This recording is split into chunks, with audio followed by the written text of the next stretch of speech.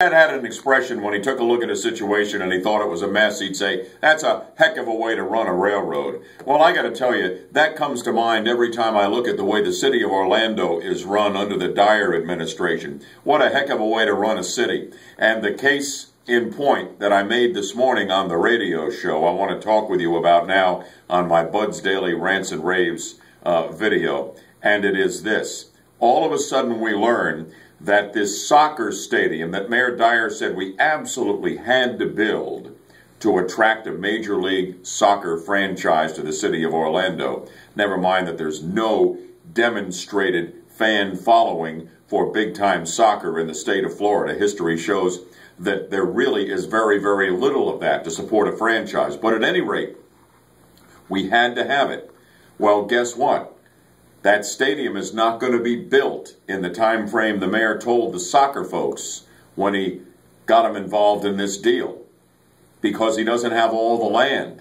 And he's got a church there that doesn't want to give up their land and goes somewhere else. And until that is resolved, no soccer stadium. So guess what? All of a sudden the news comes down.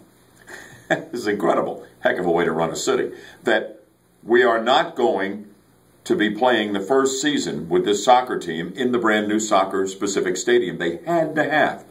All the games are going to be played over in the renovated Citrus Bowl, which we were told by the soccer folks was so unacceptable that they would never give a franchise to Orlando if they had to play in the Citrus Bowl. Guess what? For at least a year, they're going to be playing in the Citrus Bowl. And on goes Buddy Dyer, and on goes the City Commission, throwing taxpayer money around all over the place on the Citrus Bowl rehab, which is a joke, and also on this soccer stadium that I don't believe there's any real serious demand for, all at the same time that the mayor and the city council are saying, holy smokes, the cupboard is bare. Uh-oh, we're going to have to raise property taxes on the taxpayers of the city of Orlando. What a heck of a way to run a city. Taxpayers of Orlando ought to be outraged. I sure am. That's what I think. What do you think? Join me for the next edition of Bud Hedinger Live right here on News Radio 102.5 WFLA, and I'll look for you then.